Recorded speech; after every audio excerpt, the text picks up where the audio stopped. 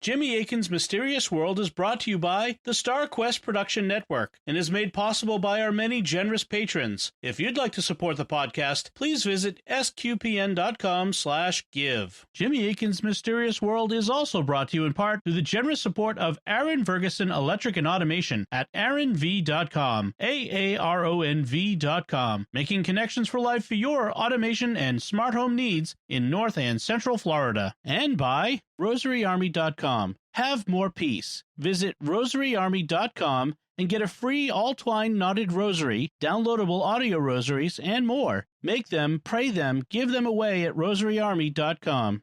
Previously on Jimmy Akin's Mysterious World. I am certain that on this day my fellow Americans expect that on my induction into the presidency I will address them with a candor which the present situation of our people impels.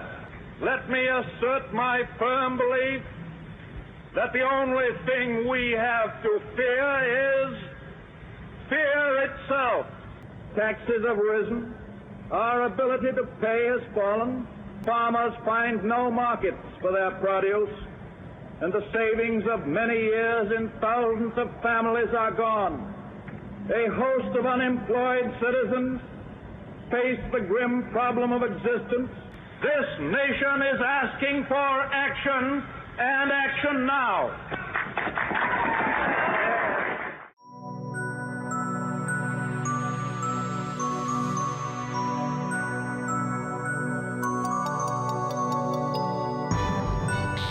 You're listening to episode 146 of Jimmy Akin's Mysterious World, where we look at mysteries from the twin perspectives of faith and reason. In this episode, we're talking about the 1934 fascist coup in the United States. I'm Dom Bettinelli, and joining me today is Jimmy Akin. Hi, Jimmy. Howdy, Dom. Folks, be sure to stick around to the end of the episode. We'll have your feedback on our recent episode on when the Gospels were written. But first, in 1933, America and the world were in the grips of the Great Depression. It was the worst economic crisis that people had ever seen.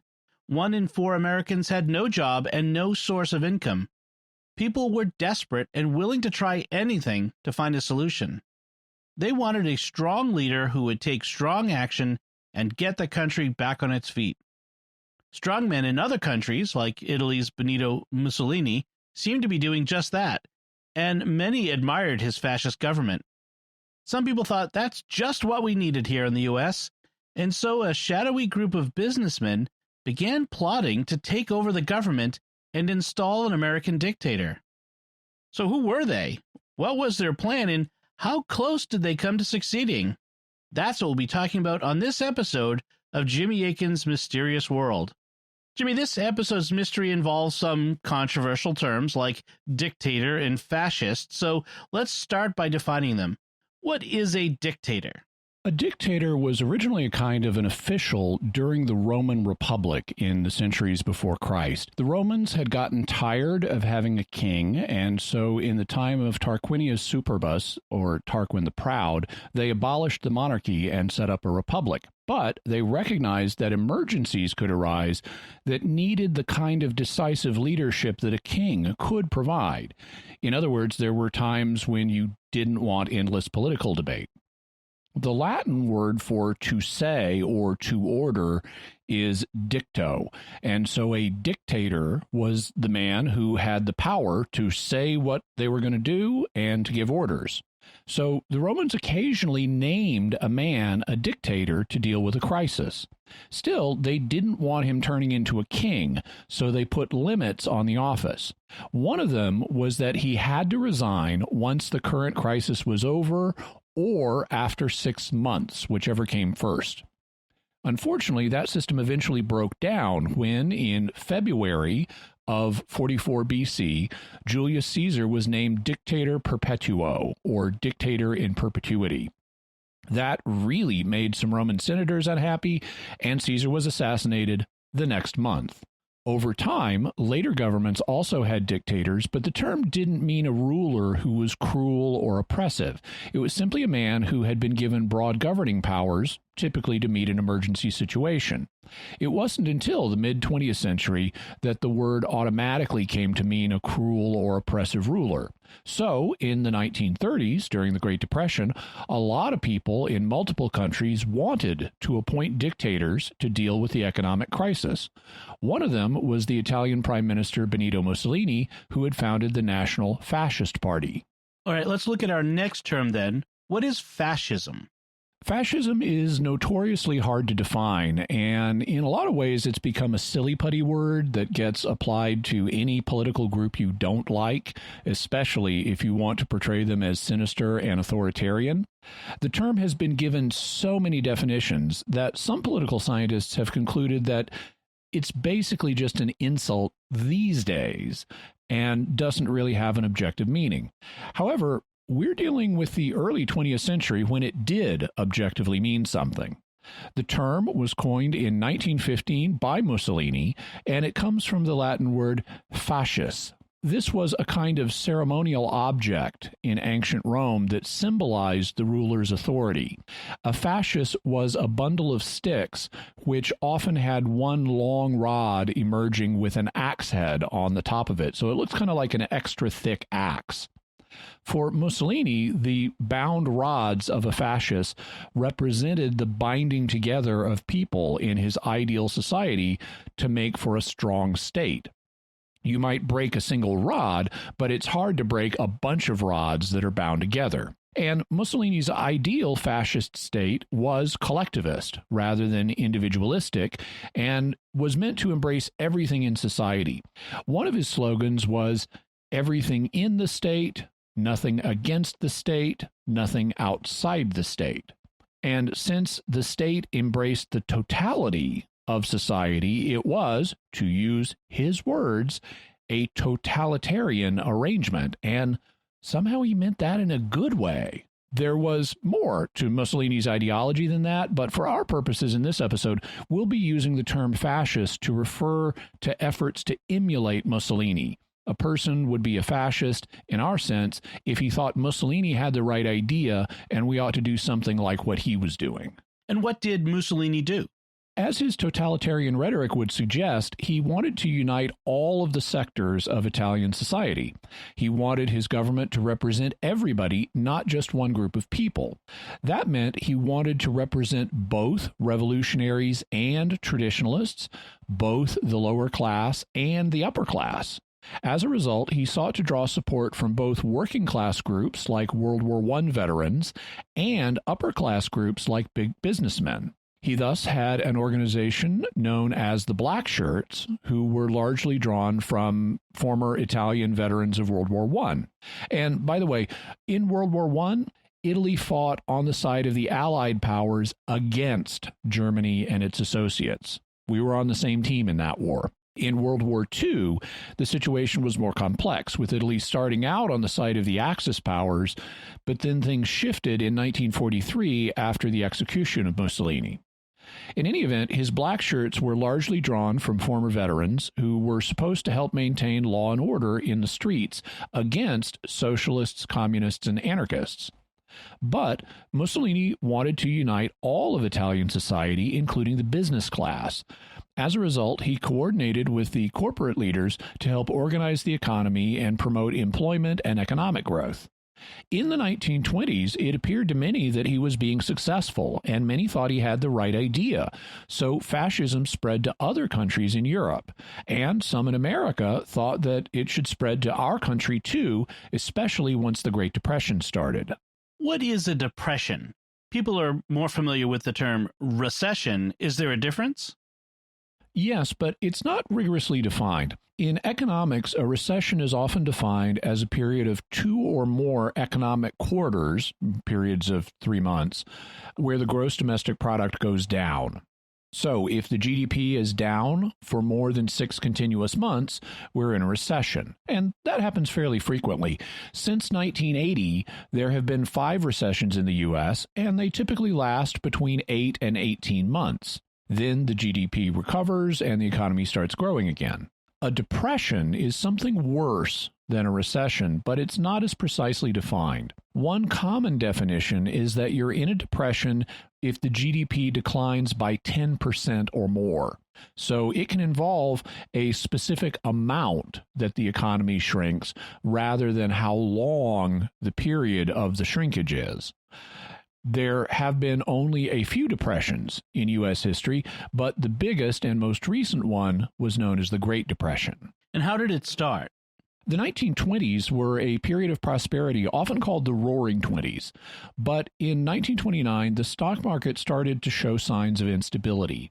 On September 3rd, the Dow Jones hit a new high of 381 points, a level it would not hit again until 1954, 25 years later.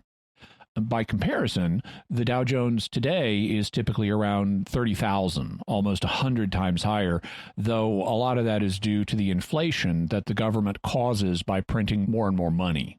On Thursday, October 24th, the Wall Street market crash began, though it recovered briefly for a couple of days.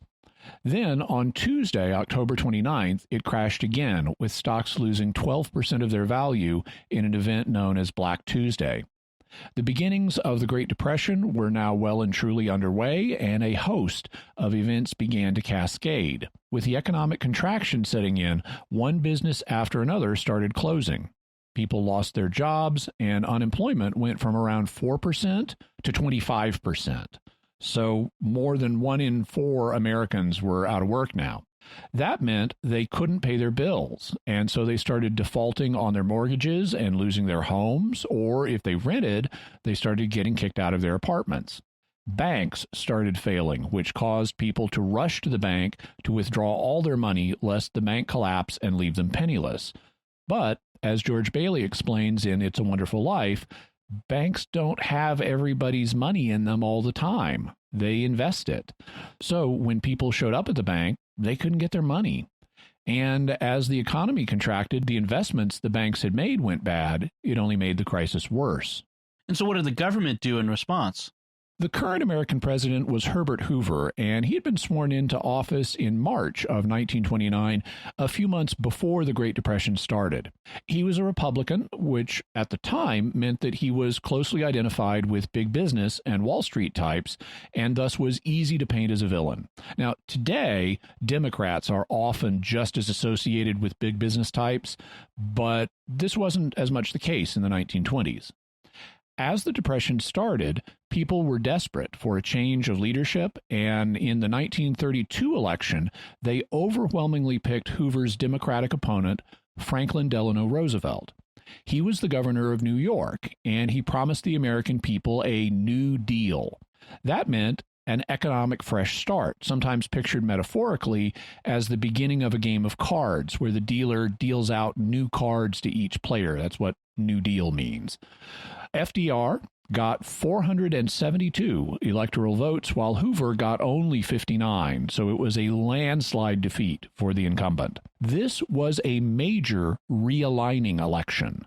Political scientists say that FDR's 1932 election was the beginning of an era known as the Fifth Party System, which saw the Democrats dominating the federal government for decades. All that was in the future, though, and in late 1932, all eyes were on the president-elect and how he would tackle the Great Depression. What did people think he should do? A bunch of them thought he should become a dictator. Already in November, the month of the election, a bunch of people started advocating Roosevelt being given dictatorial powers. These emergency powers would either be granted to him by Congress, or he would just claim them without congressional authorization. Famous American political commentator Walter Lippmann thought that we needed what he called a mild species of dictatorship. Popular entertainer Will Rogers said that FDR should get emergency powers and that, quote, Mussolini could take our country today and put people back to work at the rate of 1 million per month, close quote. And the liberal Catholic magazine Commonweal said that Roosevelt should use the powers of a virtual dictatorship to reorganize the government. And these were just a few voices among many. Lots of people thought Roosevelt should become an American dictator. And what did Roosevelt think? That's what everyone was wondering, and some people were not at all convinced that he was the man for the job. Here's part of a newsreel covering a speech that the president-elect made on February 15th, just over 2 weeks before he was sworn into office. He was visiting Miami, Florida, and addressing a crowd, including members of the American Legion's Veterans Organization, at a train station.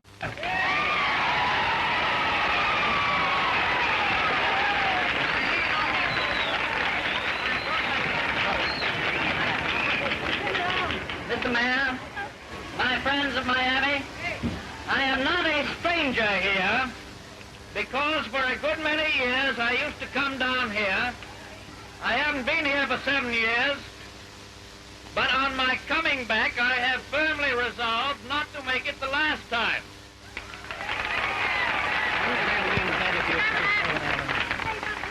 The president-elect finishes his impromptu talk and prepares to drive on to the railway station when the startled onlookers suddenly realize what has happened. Pandemonium reigns, and the crowd, led by American Legionnaires in their glistening helmets, counts assassin Zangara. They've got him. The Secret Service men load him on the rear of the car and hustle him away to jail. And now, the heroine. The woman whose courage all the world applauds. She probably saved Mr. Roosevelt's life by deflecting the assassin's aim. Mrs. W.F. Cross of Miami. Like a crazy man. I knew he was shooting at the president, so my first thought was to get the pistol up in the air so he wouldn't hurt any of the bystanders.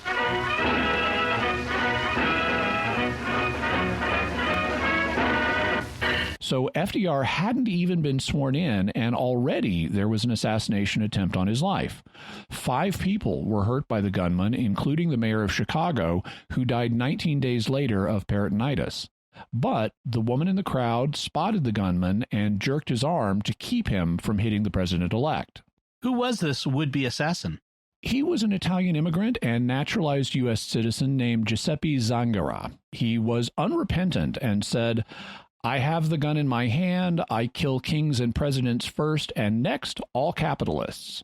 He was initially sentenced to 80 years, but when the mayor of Chicago died, he was swiftly tried for first-degree murder. He pled guilty and was sentenced to be electrocuted. He said, "You give me electric chair. I no afraid of that chair. You one of capitalists. You is crookman too. Put me in electric chair. I no care." Under Florida law, a condemned man could not share a cell with another man. And there was already a condemned man in the death cell that was available, so prison officials had to designate another cell for such inmates, leading to that area of the prison being called death row. Death row, is that the origin of the phrase death row?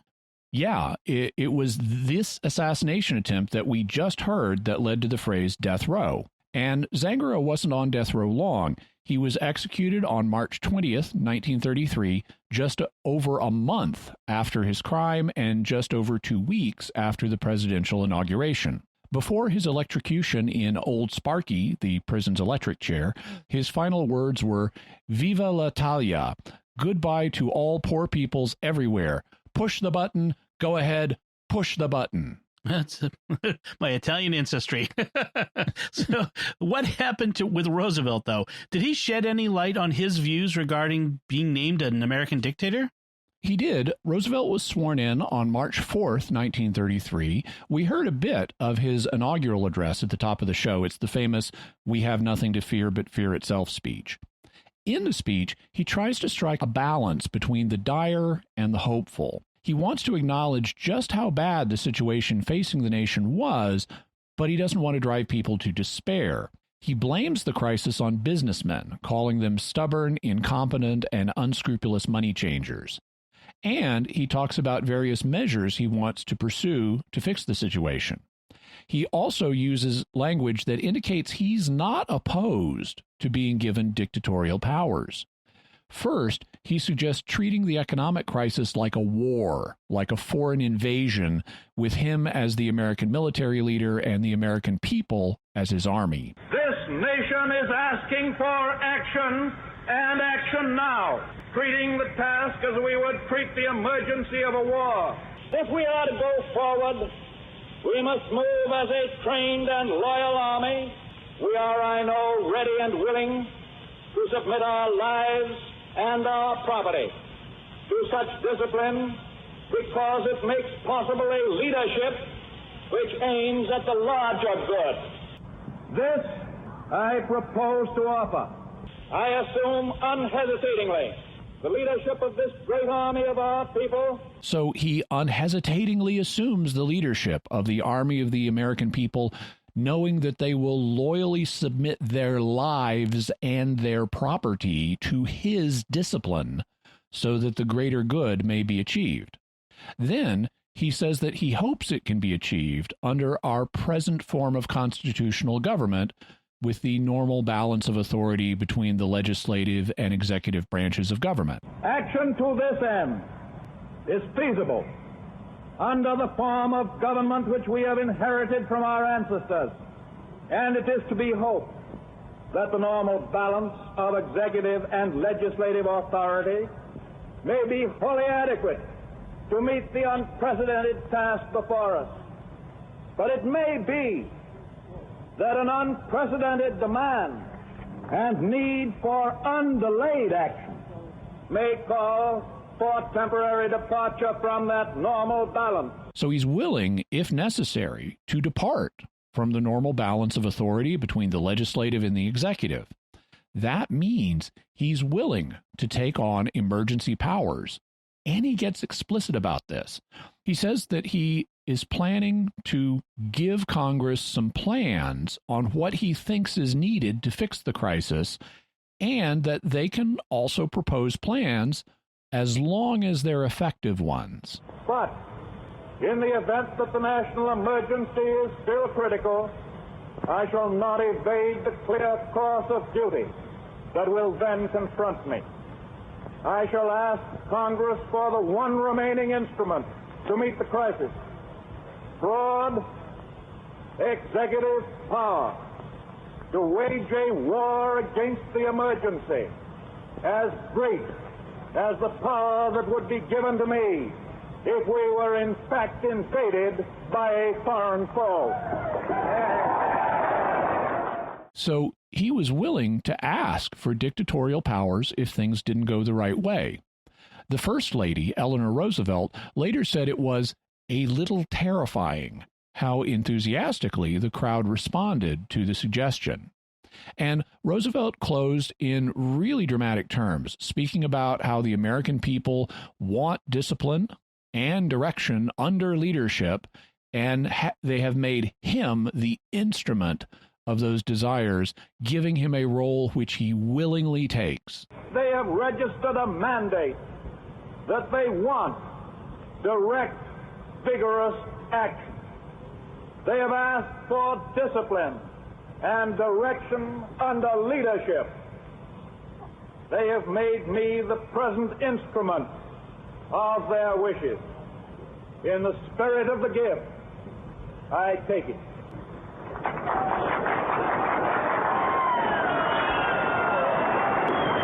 How times have changed. Imagine how it would be received if a modern president like Obama or Trump said that the American people wanted discipline and direction and made him their instrument to give it to them. Much less saying, as he earlier did, that he knows they will loyally submit their lives and their property to his discipline. Roosevelt really does sound like he's warming up to be an early 20th century authoritarian dictator. Was he ever given dictatorial powers? Certainly not formally, though he did gain expansive authority, and some accused him of functioning like a dictator.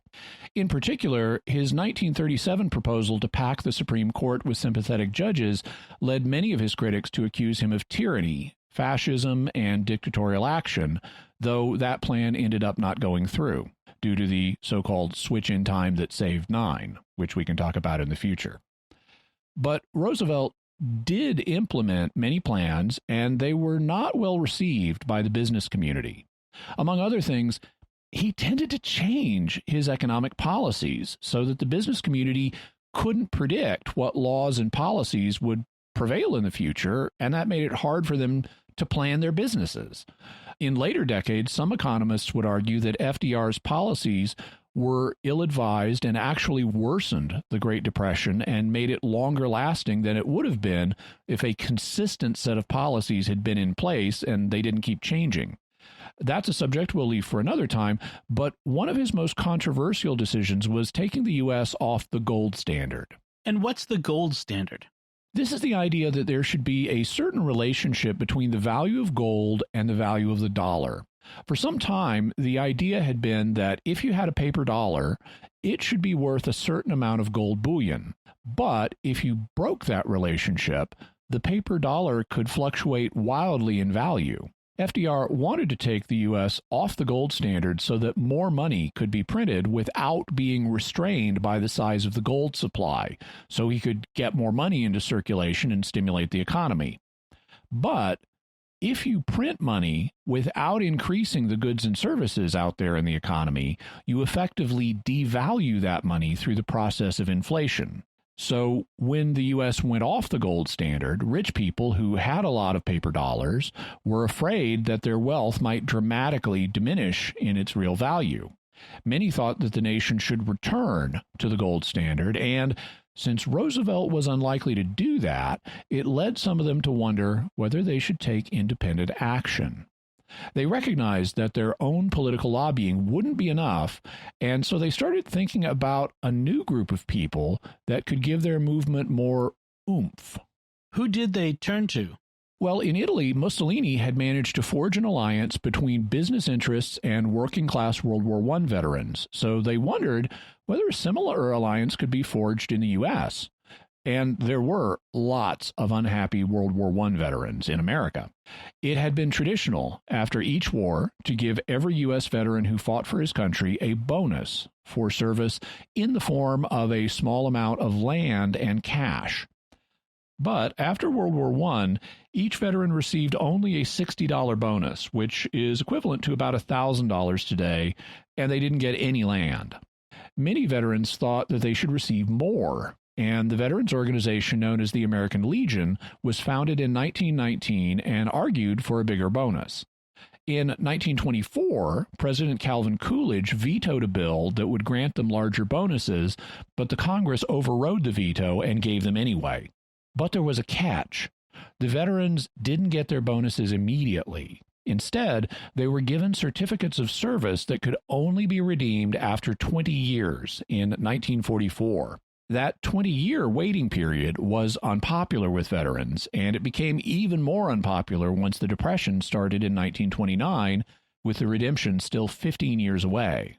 Did the veterans do anything to try to speed things up? In 1932, almost 50,000 veterans marched on Washington, D.C., a group of, made up of World War I veterans and their families who called themselves the Bonus Army. They set up tents, and some took up residence in unoccupied buildings. Others camped out in a swampy location that came to be called Hooverville, after then-President Hoover. But the odds were stacked against the Bonus Army. On July 28, 1932, President Hoover ordered the Secretary of War to drive the bonusers out. This led to a confrontation in which the police fired on the protesters and killed 2 of them. An Army intelligence report that remained classified until 1991 said that the bonusers planned to occupy the capital permanently and start a series of communist uprisings in different cities around the nation. The report even indicated that a good number of the Marines stationed around Washington would side with the bonusers. What did the government do in response? The Secretary of War ordered Chief of Staff General Douglas MacArthur to take action and expel the protesters. However, MacArthur exceeded his orders and even defied later stand-down orders from Hoover, stating that the Bonus Army was an attempt to overthrow the U.S. government. He had the cavalry charge the Bonus Army and then sent the infantry after them with fixed bayonets and tear gas. After the assault, a woman miscarried and a 12-year-old boy died. The bonus army was expelled, but there were even more unhappy veterans as a result of the way it was treated, and after FDR was sworn in 1933, the Wall Street industrialists still hoped to use the veterans against him and his New Deal policies. They just needed to find a leader for all the disgruntled veterans. And who did they approach? A man named Smedley Darlington Butler. He's the man you see in the artwork for this episode. He was born in 1881, and he was 52 years old in 1933. He was born in Pennsylvania to a Quaker family, and they were a bit eccentric. They even referred to each other within the family using old-style these and thous. So young Smedley would say things to his father like, "Father, I want to enlist. Thee could get me into the Navy." And his father would say things back like, "I have known of thy desire to go to war, but thee is too young." And that's another way in which they were eccentric. Though Quakers are traditionally pacifists, Smedley was jonesing to join the military and fight in the Spanish-American War, which started in 1898 when he was 16 years old. His parents sort of reluctantly ended up supporting him, so he lied about his age and joined the Marine Corps. In the Corps, he covered himself in glory and swiftly rose through the ranks. By the time he retired in 1930, after more than 3 decades of service, he had reached the rank of Major General, meaning he was a 2-star general. He also was the most decorated Marine ever at the time and had, among other rewards, received the Medal of Honor twice, the Medal of Honor being the highest award in the U.S. military. He was extraordinarily popular with the veterans as a result, and just the kind of man that a bunch of disgruntled vets might follow. So the eyes of the Wall Street industrialists turned to him. How did they make their approach? About July 1st, 1933, just 4 months after FDR had been sworn in, General Butler received a phone call from Washington, D.C. from a man he knew slightly. The man asked if General Butler would be willing to meet with 2 fellow veterans if they visited him that afternoon, and he said yes. 5 hours later, a chauffeured limousine drove up to his house and 2 men got out. The first was named Bill Doyle, and he was the commander for the American Legion Veterans Organization in Massachusetts. The second was Gerald Mcguire, and he was the former commander for the American Legion in Connecticut. They explained that the American Legion was soon going to be having its convention in Chicago, and they were unhappy with the current leadership of the organization. They felt that the leaders were helping themselves rather than the ordinary veterans who belonged to the organization. And that goes along with science fiction writer Jerry Pournelle's iron law of bureaucracy, which states that the bureaucrats always get control of an organization and use it to help themselves rather than furthering the actual purpose of the organization. How did these 2 men want to fix the situation with the American Legion? They wanted to replace the current leadership of the organization, and they wanted General Butler to help. They wanted him to come to the convention and make a speech. To enable him to come to the convention, they had arranged for him to be appointed a delegate from Hawaii, which was not yet a state, and General Butler didn't even live in Hawaii. Butler was suspicious, but he played along to try to figure out what their real plans were. They came back 2 or 3 days later with a modified plan. Now, instead of bringing Butler to the convention as a delegate from Hawaii, they wanted him to get 200 to 300 Legionnaires to come with him to Chicago on a special train, and he would attend the convention as an ordinary member of the organization, not a delegate. But once there, the men he had brought with him were to get excited and demand that he make an unscheduled public speech at the convention. They even gave him a copy of the speech they wanted him to read. They also offered to pay all the expenses of the 200 to 300 men Butler was to bring with him. And to show him that they had the funds to cover these expenses, they showed him a bank book with deposits of $42,000, which would be $840,000 in today's money after all the government-caused inflation. This made Butler even more suspicious, but he kept playing along, not really doing anything, but also not giving them a definitive no. When did they contact Butler next? About August 1st, the second of the two men, Gerald Mcguire, came back to ask how the plan was going. Butler told him he'd been too busy to see about finding any soldiers to go to the convention. When Butler queried him about the source of the funds, he said that they came from a group of 9 men who had donated the money. One of these was Mcguire's employer, Colonel Grayson Murphy, a powerful banker in New York City and an associate of the financier J.P. Morgan. On September 1st, Butler was staying in a hotel in Newark, New Jersey, when Mcguire came to see him again. He told Mcguire that he wouldn't be going to Chicago because he thought they were bluffing and didn't really have any money. After all he'd seen at this point was a bank book, and anybody can put any numbers they want in a bank book.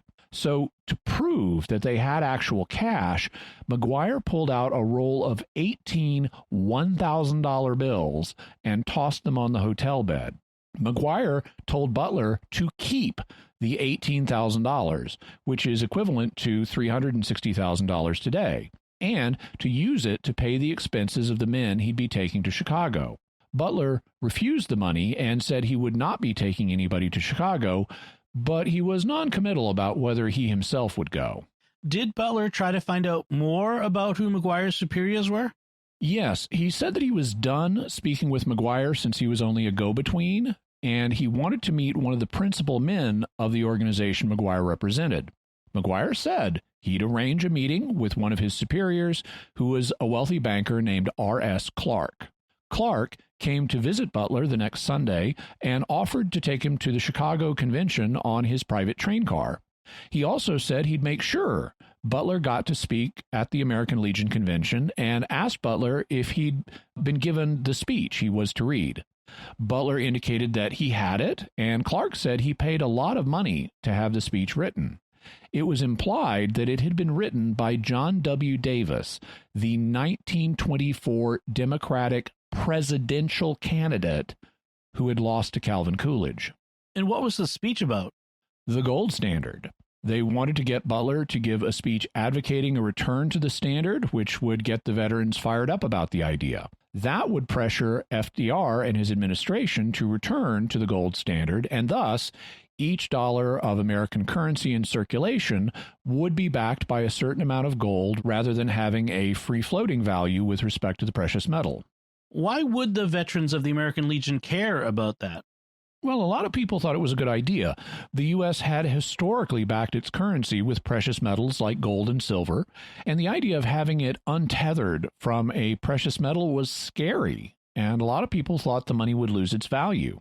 The way this would be of benefit to the veterans was by telling them that they deserve to have their bonuses paid in dollars backed by gold rather than having their bonuses paid in rubber money.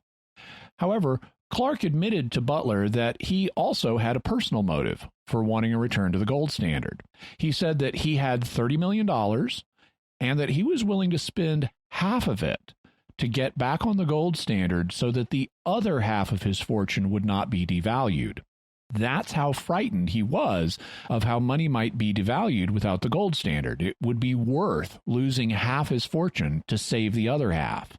Butler felt that this was just rich people trying to use poor people as instruments to save themselves. According to General Butler's sworn testimony before Congress the following year, this is what happened next. Well, I said, I am not going to Chicago. He said, well, why not? I said, I do not want to be mixed up in this thing at all. I tell you very frankly, Mr. Clark, I have got one interest, and that is the maintenance of a democracy. That is the only thing. I took an oath to sustain the democracy, and that is what I'm going to do and nothing else. I'm not going to get these soldiers marching around and stirred up over the gold standard. What the hell does a soldier know about the gold standard? You're just working them, using them, just as they've been used right along, and I'm going to be one of those to see that they do not use them anymore except to maintain a democracy, and then I'll go out with them any time to do that. He said, why do you want to be so stubborn? Why do you want to be different from other people? We can take care of you. You have a mortgage on this house. waving his hand, pointing to the house. That can all be taken care of. It's perfectly legal, perfectly proper. Yes, I said, but I just do not want to do it, that's all. Finally, I said, do you know what you're trying to do? You're trying to bribe me in my own house. You're very polite about it, and I can hardly call it that, but it looks kind of funny to me making that kind of proposition. You come out into the hall. I want to show you something. We went out there. I have all the flags and banners and medals of honor and things of that kind. It's my own place. They've been given me by the Chinese and the Nicaraguans and the Haitians, by the poor people. I said to him, you come out here, look at what and see what you're trying to do. You're trying to buy me away from my own kind. When you've made up your mind that I will not go with you, then you come and tell me. In a few minutes, he came back to the back office and said, Can I use your telephone? Yes. He called up Chicago and got hold of Mcguire at the Palmer House and said to Mcguire, General Butler is not coming to the convention. He has given me his reasons, and they are excellent ones, and I apologize to him for my connection with it. I'm not coming either. You can put this thing across. You've got $45,000. You can send those telegrams. You'll have to do it in that way. The general is not coming. I can see why. I'm going to Canada to rest. If you want me, you know where you can find me. You have got enough money to go through with it. That was the end of that, and we talked pleasantly on personal matters after that. I took him to the train about 6 o'clock, and he went home. The convention came off, and the gold standard was endorsed by the convention. I read about it with a great deal of interest. There was some talk about a flood of telegrams that came in and influenced them, and I was so much amused because it happened right in my room. So, despite the fact that Butler didn't go to Chicago, the American Legion ended up endorsing a return to the gold standard anyway, apparently because of telegrams by Mr. Mcguire that he sent to influence it. Since General Butler didn't go to Chicago for the American Legion convention, were they done with him now? No, they were still interested. And to understand the next incident, we need to know about another political figure of the day. And we mentioned that the gold standard speech was apparently written by the 1924 Democratic presidential candidate who had lost. Now we need to know about the 1928 Democratic presidential candidate who also lost. His name was Al Smith, and he grew up working class in New York, but rose to become governor of the state before FDR. And he then ran for president in 1928, though he lost to Herbert Hoover.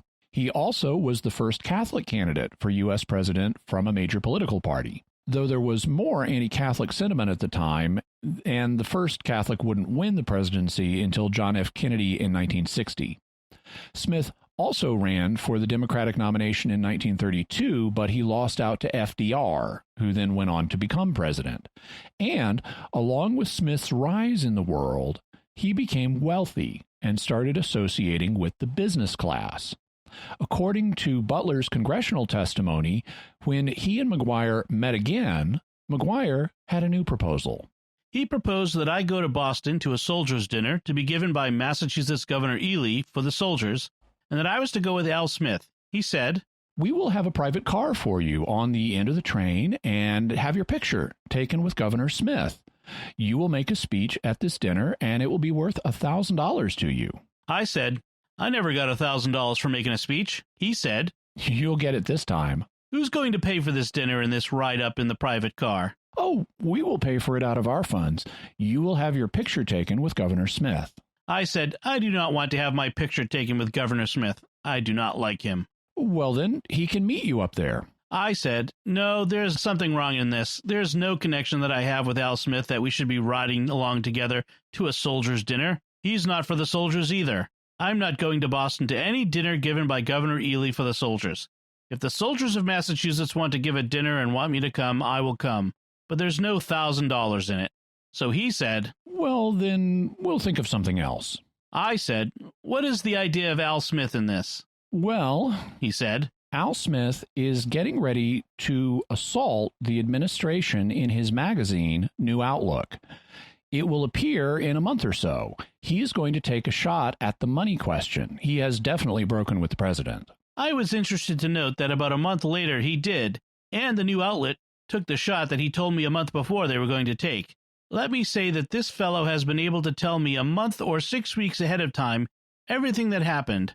That made him interesting. I wanted to see if he was going to come out right. So I said at this time, so I'm going to be dragged in as a sort of publicity agent for Al Smith to get him to sell magazines by having our picture taken on the rear platform of a private car. Is that the idea? Well, you are to sit next to each other at the dinner, and you're both going to make speeches.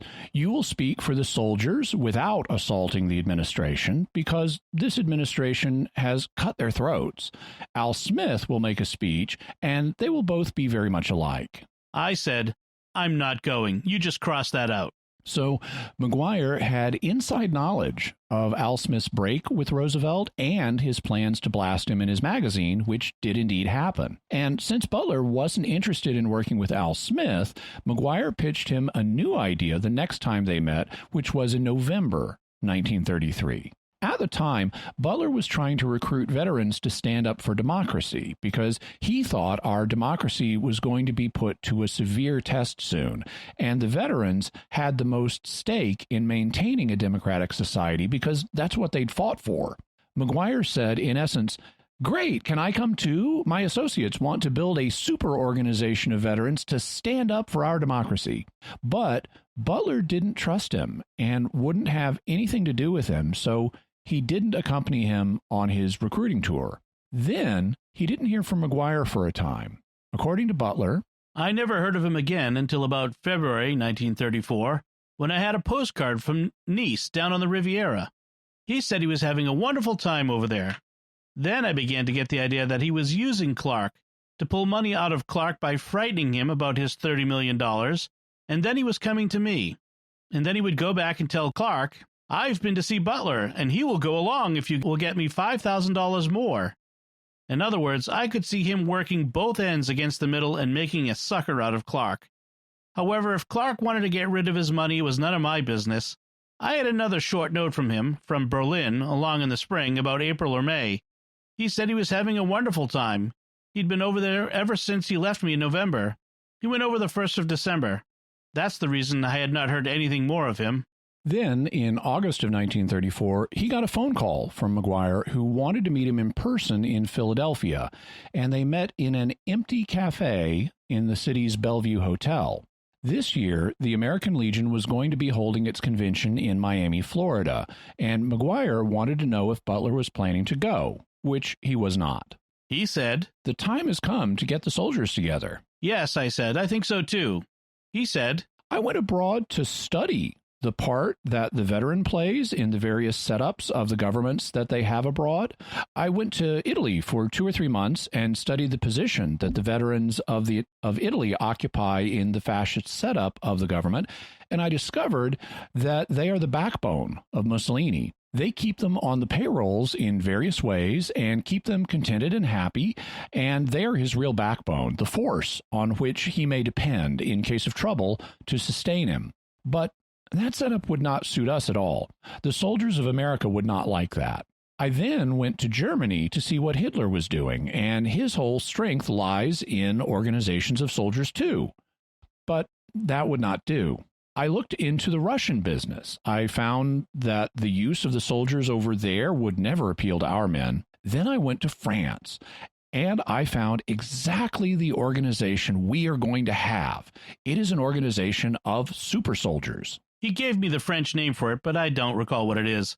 I never could have pronounced it anyway. But I do know that it is a super organization of members of all the other soldiers' organizations of France, composed of non-commissioned officers and officers. He told me that they had about 500,000, and that each one was a leader of 10 others, so that it gave them 5 million votes. And he said, "Now that is our idea here in America, to get up an organization of that kind." And by the way, the name of the organization that Butler couldn't remember was the Croix de Feu, or Cross of Fire. It was a kind of French nationalist organization of elite veterans that some consider fascist, though there's apparently a dispute about that. Mcguire wanted to set up a parallel American super soldier organization with 500,000 members. He told Butler that this organization would support President Roosevelt, which surprised Butler because the last time he met Mcguire, he was opposed to the president and his policies. But Mcguire said the president would go along with him and his associates now. I said, the idea of this great group of soldiers then is sort of frighten him, is it? No, not to frighten him. This is to sustain him when others assault him. He said, You know, the president is weak. He will come right along with us. He was born in this class. He was raised in this class, and he will come back. He will run true to form. In the end, he will come around. But we have got to be prepared to sustain him when he does. I said, well, I do not know about that. How would the president explain it? He said, he will not necessarily have to explain it because we are going to help him out. Now, did it ever occur to you that the president is overworked? We might have an assistant president, somebody to take the blame, and if things do not work out, he can drop him. I said, how do you know all this? Oh, he said, we are in with him all the time. We know what's going to happen. He went on to say that it did not take any constitutional change to authorize another cabinet official, somebody to take over the details of the office, take them off the president's shoulders.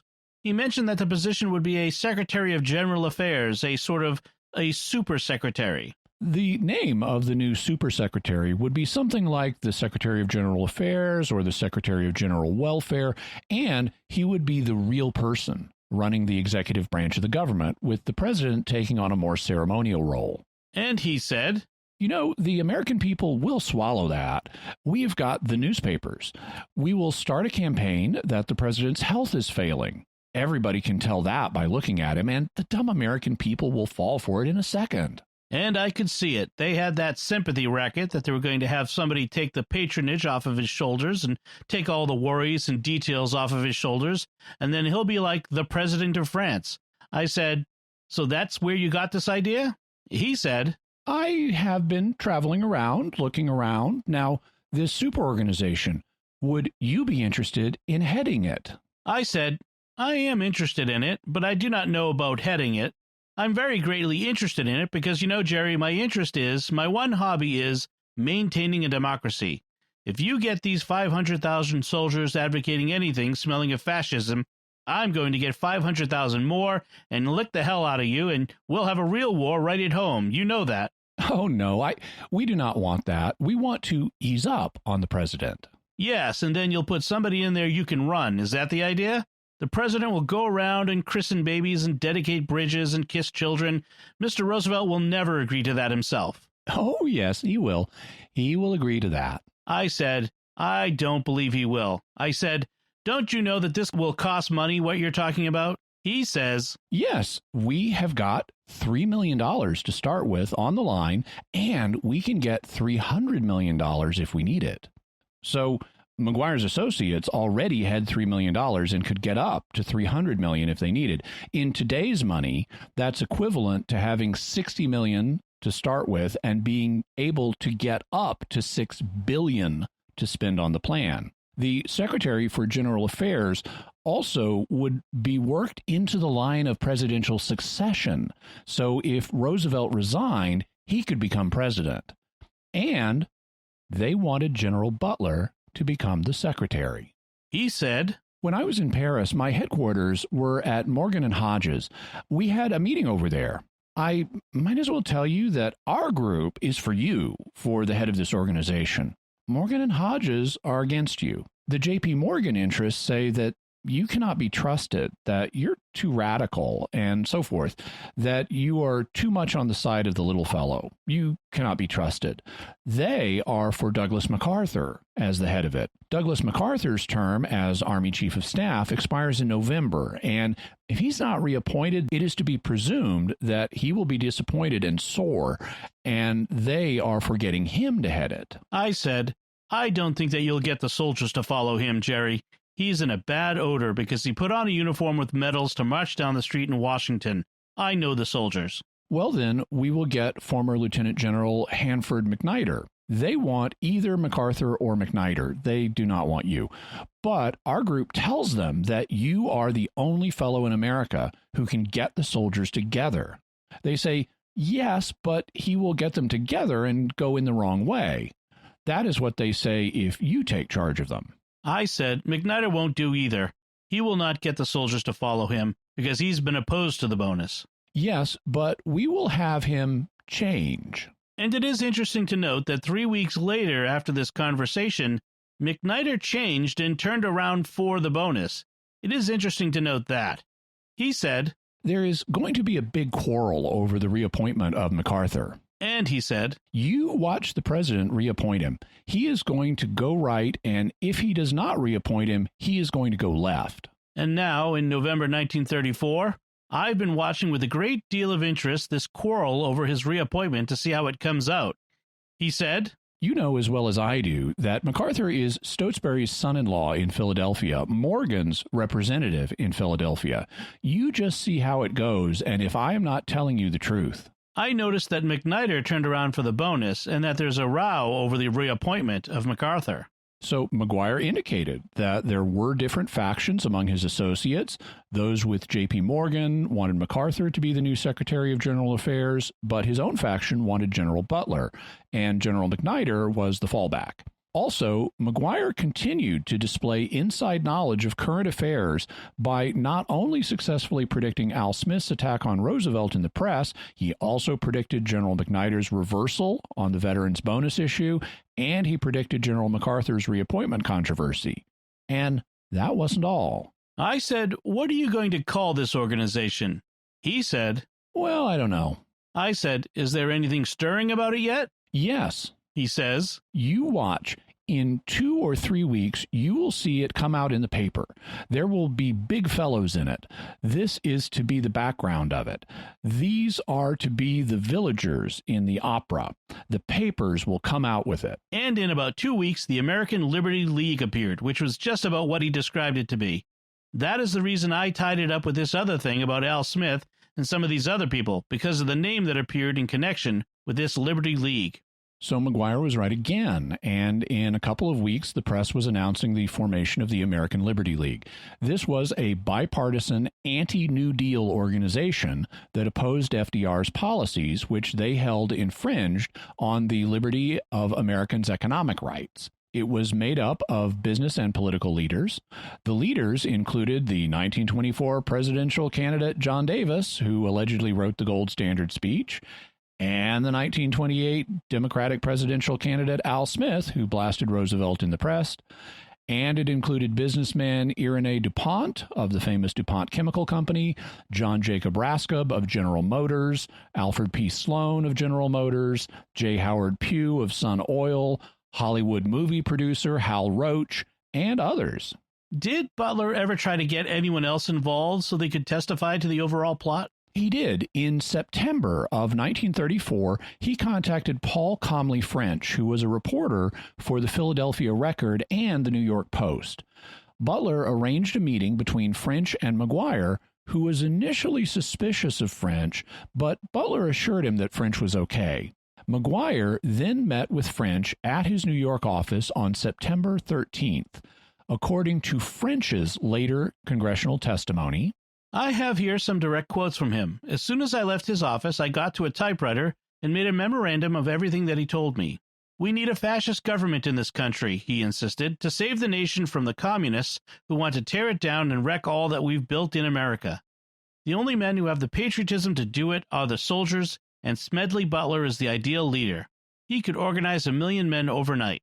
During the conversation, he told me he had been in Italy and Germany during the summer of 1934 and the spring of 1934, and had made an intensive study of the background of the Nazi and fascist movements and how the veterans had played a part in them. He said he had obtained enough information on the fascist and Nazi movements and of the part played by the veterans to properly set up one in this country. He emphasized throughout his conversation with me that the whole thing was tremendously patriotic, that it was saving the nation from communists, and that the men they deal with have that crack-brained idea that the communists are going to take it apart. He said the only safeguard would be the soldiers. At first, he suggested that the general organize this outfit himself and ask $1 a year dues from everybody. We discussed that, and then he came around to the point of getting outside financial funds. And he said that it would not be any trouble to raise $1 million. He said that he could go to John W. Davis, 1924 presidential candidate and attorney for J.P. Morgan and Company, or Perkins of the National City Bank, and any number of persons and get it. During my conversation with him, I did not, of course, commit the general to anything. I was just feeling him along. Later, we discussed the question of arms and equipment, and he suggested that they could be obtained from the Remington Arms Company on credit through the DuPonts. I do not think at that time he mentioned the connections of DuPont with the American Liberty League, but he skirted all around it. That is, I do not think that he mentioned the Liberty League, but he skirted all around the idea that that was the back door and that this was the front door. One of the DuPonts is on the board of directors of the American Liberty League, and they own a controlling interest in the Remington Arms Company. In other words, he suggested that Roosevelt would be in sympathy with us and proposed the idea that Butler would be named as the head of the Civilian Conservation Corps camps by the president as a means of building up this organization. He would then have 300,000 men. Then he said that if that did not work, the general would not have any trouble enlisting 500,000 men. During the course of the conversation, he continually discussed the need of a man on a white horse, as he called it, a dictator who would come galloping in on his white horse. He said that was the only way, either through the threat of armed force or the delegation of power, and the use of a group of organized veterans to save the capitalistic system. He warmed up considerably after we got underway, and he said, we might go along with Roosevelt and then do with him what Mussolini did with the King of Italy. It fits in with what he told the general, that we would have a Secretary of General Affairs, and if Roosevelt played ball, swell, and if he did not, they would push him out. He expressed the belief that at least half of the American Legion and the veterans of foreign wars would follow the general if he would announce such a plan. He had a very brilliant solution of the unemployment situation. He said that Roosevelt had muffed it terrifically, but that he had the plan. He has seen it in Europe. It was a plan that Hitler had used in putting all of the unemployed in labor camps or barracks, in forced labor. That would solve it overnight, and he said that when they got into power, that is what they would do, that was the ideal plan. He had another suggestion to register all persons all over the country, like they do in Europe. He said that would stop a lot of these communist agitators who were running around the country. He said that a crash was inevitable and was due to come when bonds reached 5%. He said that the soldiers must prepare to save the nation. So, a real fascist dictatorship here in America, modeled on what was being done by Mussolini and Hitler, and backed by industrialists and business leaders like the Morgans and the DuPonts and former presidential candidates. But since the business leaders were the moving powers behind it, the conspiracy has become known as the business plot. All right. Wow. That's quite a beginning to this episode. We're going to, in a second, get into our theories and our faith and reason perspectives. But before we do want to take a moment to thank our patrons who make this show possible, including Kathleen R., Kathleen O., Martin P., Jonathan B., and Deborah F. Their generous donations at sqpn.com/give make it possible for us to continue Jimmy Akin's Mysterious World and all the shows at StarQuest. Now's a great time to become a StarQuest patron, thanks to a generous gift from a StarQuest supporter when you start a new Patreon monthly pledge at sqpn.com/give. The first 3 months will be matched by an equal amount from our donor to support all our shows, including this one, making your gift go even further. And we're more than halfway to our goal of $2,000 in new monthly pledges. Won't you help us close this gap? If you've been thinking of becoming a StarQuest patron, now's the time. Visit sqpn.com/give today. Jimmy Akin's Mysterious World is also brought to you in part through the generous support of Aaron Ferguson Electric and Automation at aaronv.com, AARONV.com, making connections for life for your automation and smart home needs in North and Central Florida. And by rosaryarmy.com. Have more peace. Visit rosaryarmy.com and get a free all-twine knotted rosary, downloadable audio rosaries, and more. Make them, pray them, give them away at rosaryarmy.com. So, Jimmy, what theories are there about the business plot? The basic question is how real all of this was. Could it have been completely unreal, just something that Smedley Butler imagined or hoaxed? Could it have been partially real, with Mcguire talking it up to scam money out of rich men, but with no real intent of going through with it? Or could it have been a genuine plot led by business leaders who were earnest about it? Also, we need to look briefly at it from the faith perspective, and we need to look at what happened in the end. So what can we say about the business plot from the faith perspective? We last talked about a coup in episode 113 on the 1945 Kyujo incident right at the end of World War II, when there was a coup against the Emperor of Japan to keep the war going. In that episode, we noted that the Catechism of the Catholic Church lays out the conditions for taking up arms against the political authorities. Now, you have to be willing to take up arms if you're going to pull off a coup, even if you're trying to do it bloodlessly, just by intimidating the government with your 500,000-man veterans organization armed with guns from the Remington Arms Company. The business plot leaders would still have to be willing to go forward with violence if President Roosevelt wasn't willing to go along with them. So here's what paragraph 2243 of the Catechism says. Armed resistance to oppression by political authority is not legitimate unless all the following conditions are met. 1. There is certain, grave, and prolonged violation of fundamental rights. 2. All other means of redress have been exhausted. 3. Such resistance will not provoke worse disorders. 4. There is well-founded hope of success. And 5. It is impossible reasonably to foresee any better solution. The leaders of the business plot may have felt that those conditions were fulfilled and that armed resistance was justified. In fairness to their cause, it has been argued that FDR's policies severely harmed the country and extended the Great Depression by 7 years. However, the business leaders were wrong about other things, like the idea that a return to the gold standard was essential. Many people today argue that it would be better if we were on the gold standard, and they might be right. I don't have a strong opinion on that. But the U.S. has built the largest economy in the world, despite the fact we're not on the gold standard. What's your conclusion about the moral aspects of the business plot? I wasn't alive back in 1933, and I'm not an expert on all the relevant factors that applied at the time. However, while anti-New Deal business leaders had some legitimate points, I don't think that their wisdom was markedly superior to that of the American people as a whole. And the way they were willing to use intimidation and force to get their way suggests that they recognized they couldn't get their way democratically. And indeed, FDR would go on to win in a landslide in the 1936 election. That makes me skeptical of the proposal that the conditions needed for armed resistance were fulfilled. If there had been the certain, grave, and prolonged violation of fundamental rights and all the other conditions, they wouldn't have needed a coup. Also, however fascist dictatorships may have appeared to the people in the 1920s and 1930s, we now know that they did not end well. That suggests that the condition of not provoking worse disorders was not fulfilled, because fascist dictatorships produce worse disorders than the things they replaced. So I don't think the coup was justified. All right, so what can we say about the business plot from the reason perspective? Could it all have been something that General Butler just imagined or made up? That was the view advocated by the people who had been named by General Butler in his testimony.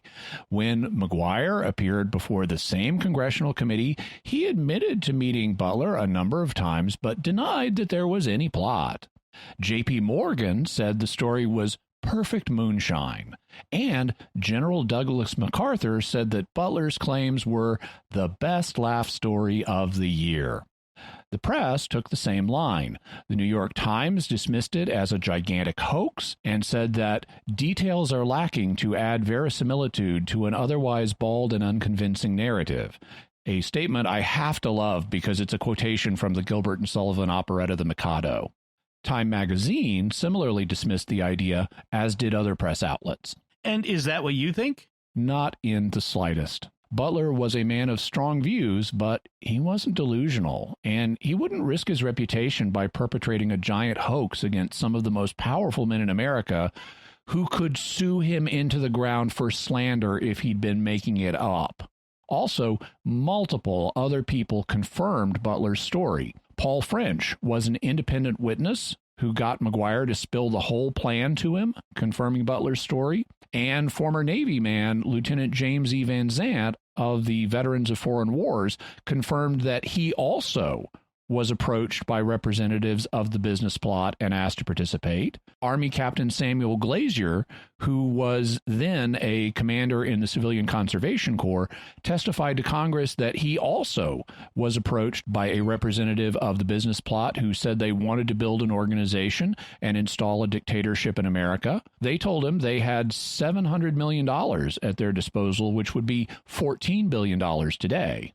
What about the claims that other people made when they testified, like Mcguire? When Mcguire testified before Congress and denied the plot, the committee shot his story full of holes. Mcguire was an ineffective witness who repeatedly said he couldn't remember key facts involving huge sums of money that would be seared into the memory of any normal 1934 citizen handling the equivalent of hundreds of thousands of dollars. He also gave implausible explanations for other transactions, like, I was given this huge, ginormous sum of money by this guy to invest on his behalf, but I didn't end up doing that.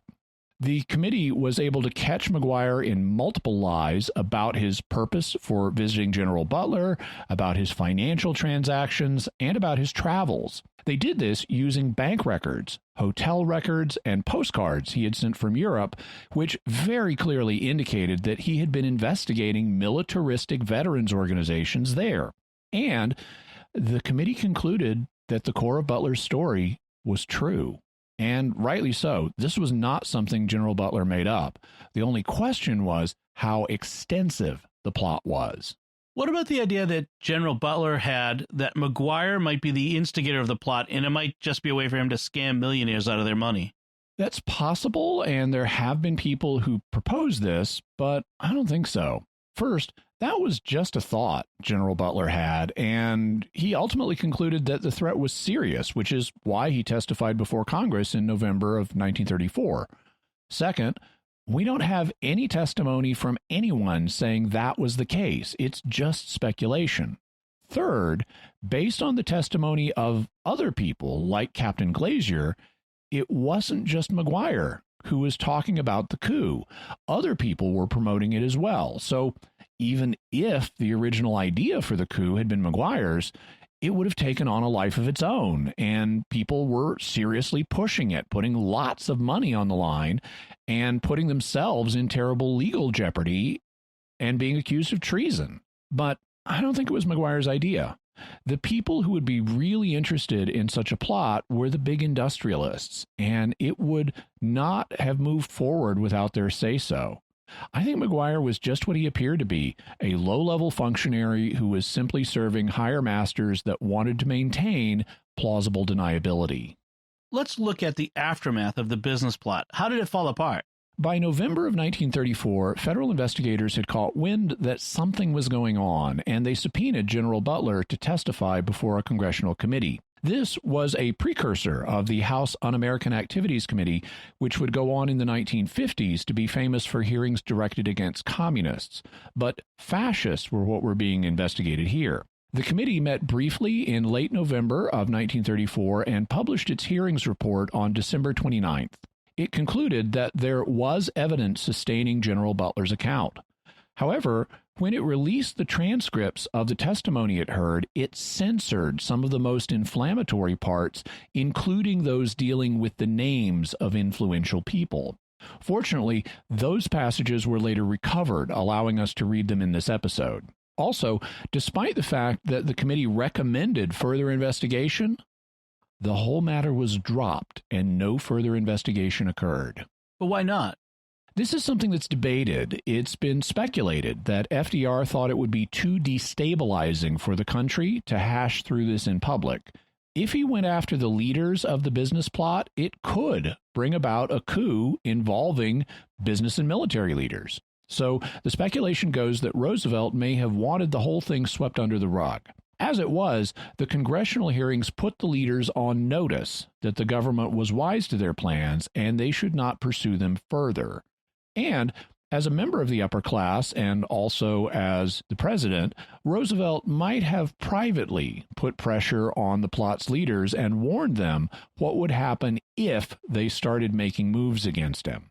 What happened to General Butler afterward?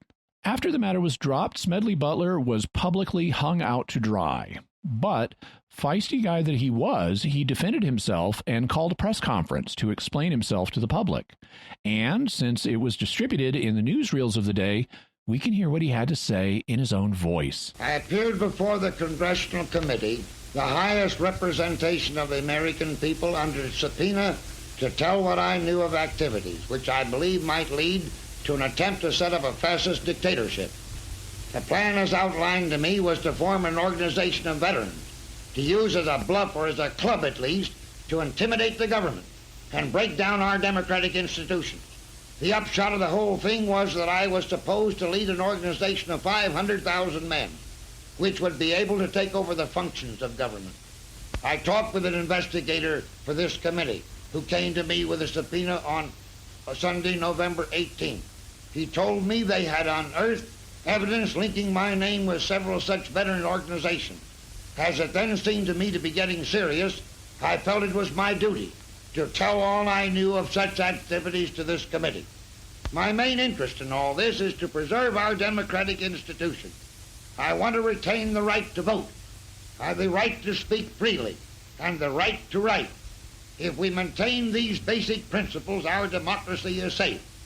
No dictatorship can exist with suffrage, freedom of speech, and press.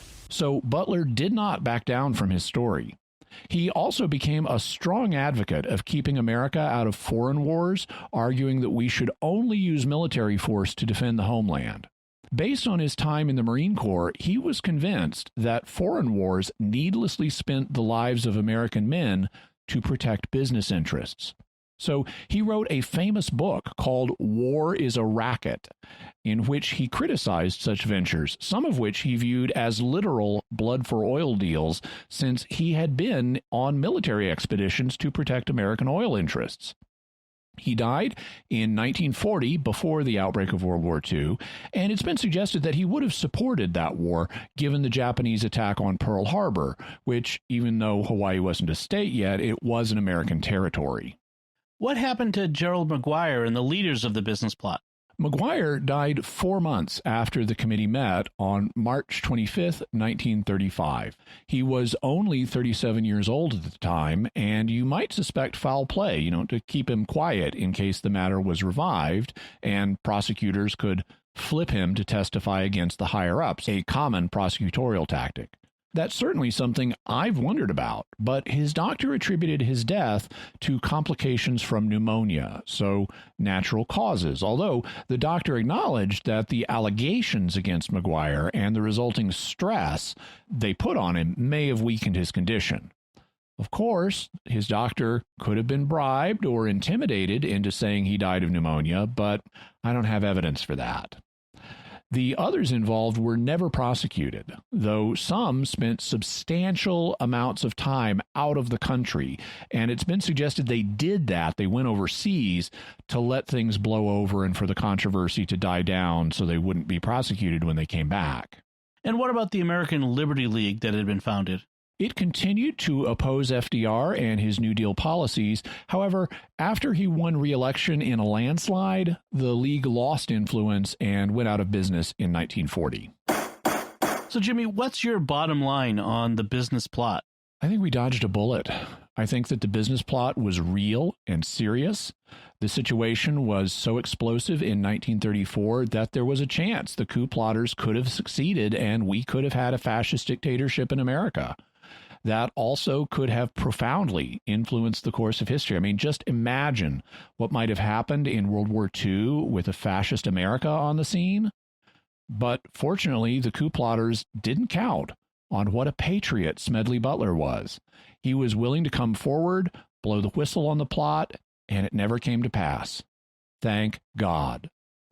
So, Jimmy, what further resources can we offer to the listeners on this? We'll have a link to Jules Archer's book, The Plot to Seize the White House, also articles on the business plot and Smedley Butler, the congressional report on the business plot, articles on what a dictator is, what fascism is, the difference between a recession and a depression, the idea of a Roosevelt dictatorship, also the newsreel of the 1933 assassination attempt that we heard before, an article on Giuseppe Zangara, the assassin, also FDR's 1933 inaugural address, the Great Depression, how FDR's policies may have extended the Depression by 7 years, the Bonus Army, the American Legion, the Gold Standard, the American Liberty League, also the New York Times scoffing at the congressional report, and General Butler's press conference newsreel.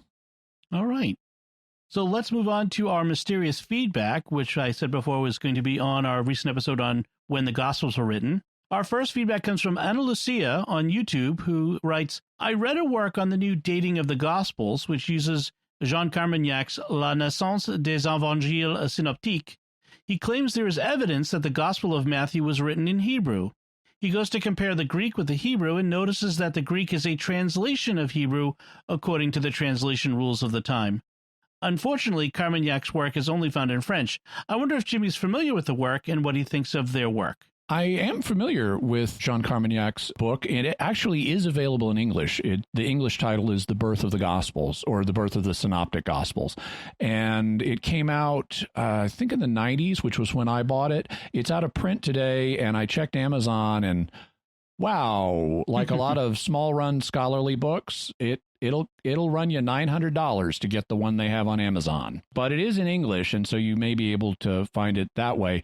I am interested in the idea that there was a Hebrew or Aramaic version of Matthew early on that we don't have anymore, but I don't think the kinds of arguments that Carmagnac and others, like the author of the Hebrew Matthew, propose are convincing, because I think the author of Matthew was Jewish. I mean, he's clearly writing for Jewish Christians, and I think he did probably know Hebrew and think in Aramaic.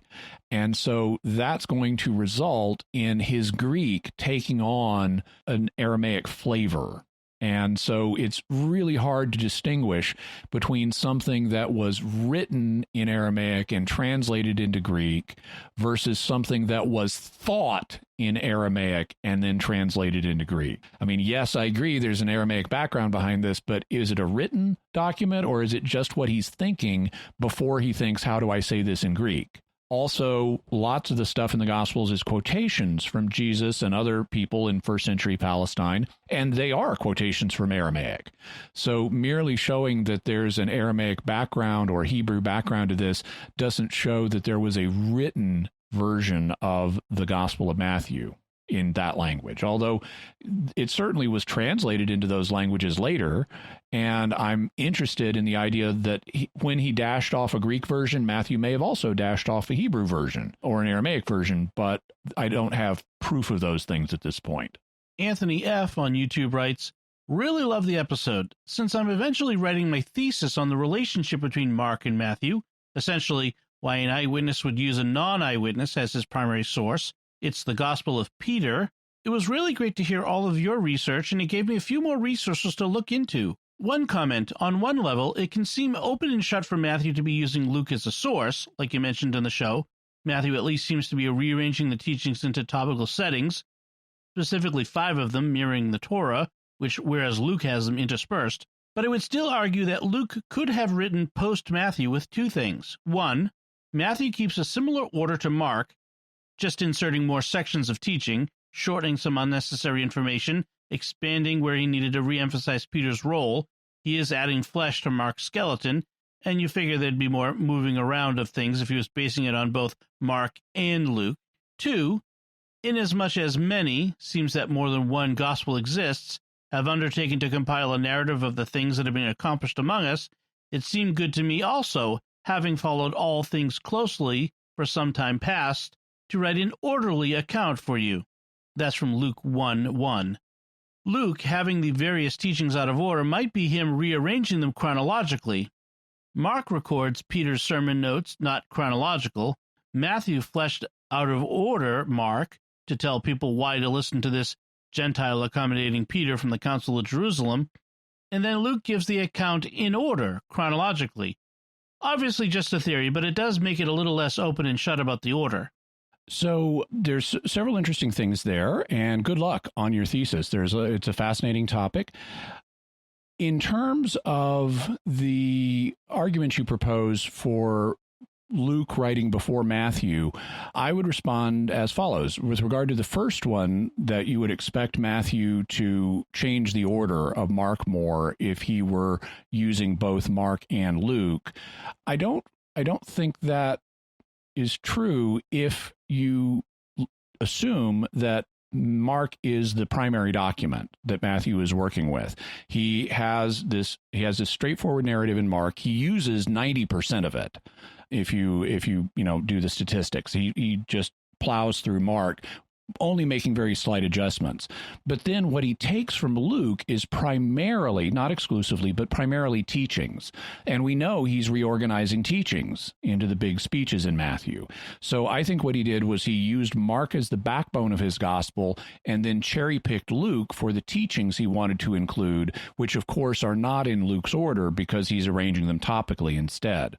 In terms of the preface of Luke, where he refers to many people having done prior accounts that are somewhat similar to what he's doing.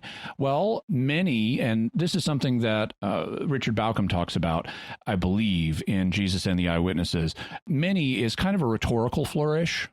You can't really press that to say, you can say at least one that Luke is aware of, but, people often will use a plural sounding thing or indicate multiples. Like I've heard people say when really I've heard one person say, and they did the same kind of thing in Greek. So this could be a rhetorical many, and it doesn't have to include what we consider gospels. It could include other narratives of Jesus that weren't as ambitious as a gospel, or it could include lost gospels. So I don't think that that's strong evidence of Matthew coming before Luke. In terms of him saying he wants to write an orderly account, this is something Bauckham definitely does talk about in Jesus and the Eyewitnesses. That doesn't appear to be a chronological order. And I don't recall if Bauckham makes this point, but you can show that in Luke's travel narrative, which starts very early on in the gospel and then concludes with Jesus getting to Jerusalem. The travel narrative is Luke's account of Jesus's final journey, and it just goes chapter after chapter after chapter. This is not material that's in chronological order. This is material that Luke has put together to form the travel narrative, but we really don't know when in Jesus's ministry these things occurred. So it only takes a few days to get from Galilee to Jerusalem, and this is too much stuff to be remembered in chronological order, all squeezed into that journey. So Luke doesn't appear to be putting the gospel into what we would think of as a chronological order. Instead, he's putting it in good literary order. Because one of the things that you want in a literary biography is you want, among other things, where this person, the subject of your biography, where this person came from. How did they grow up? What was their family like? Were there signs that they would play such a great role in the course of events? And then also, what happened at the end of their life? And, what happened afterwards? What was their legacy? Well, Mark's gospel didn't have those things. I think because it was a type, or at least this is the current idea I'm exploring, that Mark is actually a collection of notes, what was called in the ancient world a hepomnemata, that was not meant to serve as a complete gospel. It was meant to be the basis of something in greater literary order, which Luke then did by supplying the infancy and resurrection narratives in his gospel. And Matthew did the same thing, which is the point that Papias makes in his discussion of how Mark didn't write an orderly account, meaning a proper literary order, but Matthew did. And so it's not just Luke that did an orderly account. Matthew did as well. Okay. So those are some thoughts for you. Sam D. wrote on YouTube, great episode. Do you have any other thoughts on the ending of the Gospel of Mark? It seems to me that whoever wrote it thought the resurrection and ascension was important enough to be included in it, and the basic elements of the story match up with the other Gospels. So that would most likely make it historical. What do you think? Well, I agree. So Sam is talking about the last 12 verses of Mark 9 through 20, and these are thought to have not been part of the original ending of Mark. They're in a different style. They don't appear in some of the older manuscripts, and it looks like this is a later ending precisely because Mark did not produce a gospel in good literary order. The versions we have of it break off very suddenly at verse 8. And so it was felt that there was a need to give it an ending. And that ending is largely composed of material taken from the other Gospels. You've got references to Matthew and Luke and John and even Acts in that ending. And so I think, yes, it draws on accurate historical traditions. So, I don't have a problem. With the content of it, I think it is historically accurate. The more interesting question to me is, was there an original lost ending? And if so, how did it get lost? And we may do a future episode just on the ending of Mark's gospel because there's so much interesting stuff there. But as I mentioned, my current theory that I'm exploring is that there was not an ending because Mark was just originally meant to be a collection of notes and not a polished literary work. Okay. Anti387 on YouTube writes, I really disagree when it comes to Markan priority. I think the arguments for Matthew's priority are much stronger. Well, I appreciate that, and you're welcome to disagree. I never expect anybody to agree with me. I can say that I came to the conclusion of Markan priority slowly and carefully, and the arguments for Matthean priority are principally exterior. That's external evidence. It's quotations from later Christian writers saying Matthew wrote first. And I think that can be explained by the fact that Matthew is the most Jewish gospel. And so you would think, well, it's the most Jewish, it should be first. On the other hand, when we look at the earliest statement we have about the composition of the Gospels, which is Papias's statement from the early 2nd century, he implies Mark is first and that Matthew is later than Mark. Also, and I encourage you to go to my treatment of the synoptic problem on jimmyakin.com because I lay out the reasons why I think it doesn't make any sense to assume Matthean priority, because the authors in the ancient world wrote their books a certain way. They used certain compositional practices.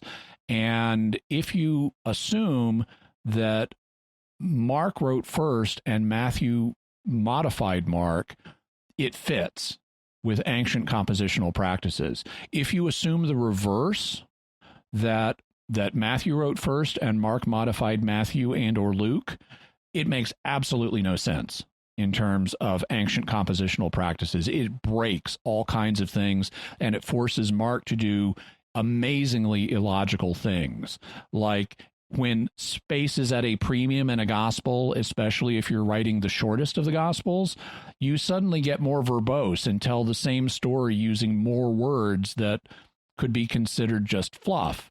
And similarly, throwing out hugely important things like the Lord's Prayer and most of Jesus's teachings in favor of including an extra story about a blind man getting healed, that when you already have a story about a blind man getting healed. If you'd like to read more about that, there's a dissertation by a gentleman named Richard Derenbacher that you can look up. It's online, and it deals with ancient compositional practices, and it's really good. But for a simplified version of the arguments, check out the synoptic problem at jimmyakin.com. Just Google synoptic problem Jimmy Akin. Robert L. writes on YouTube, I also recommend to all the late Dennis Barton's churchinhistory.org. The Synoptic Problem, the Gospels are historical. The site is being maintained after Mr. Barton's passing. Barton, following the life work of Father Bernard Orchard, OSB, actually has a different sequence than Jimmy, namely the Clementine theory, naming Matthew wrote first in Hebrew/Aramaic, then Luke actually wrote before Mark, used Matthew as a big source. Mark's gospel was the result of Peter's preaching to a group of Roman God-fearers, circa 65, not 1965, 65, with both the already written Peter goes back and forth between the two scrolls, adding in quick personal memories. First of all, I want to say I'm sorry to hear that Dennis Barton has passed. I had an email correspondence with Dennis Barton. He was always really nice. I I had not heard of his passing, but I thank you for letting me know. I am aware of Dennis Barton's support of Bernard Orchard's views, which is sometimes labeled the fourfold gospel theory, or Dennis called it the Clementine theory, based on the idea that St. Clement of Alexandria supports it in a particular quotation.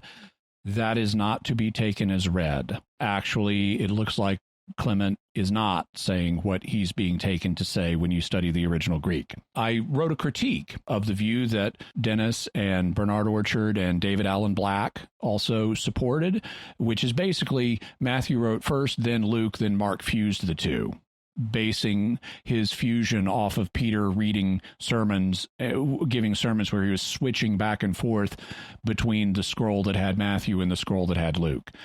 And there's a bunch of problems with that, which we'll have a link to. It'll be in the show notes for Jimmy's article on the Orchard hypothesis. Now, Bernard Orchard passed on some time ago, so I could never get his feedback.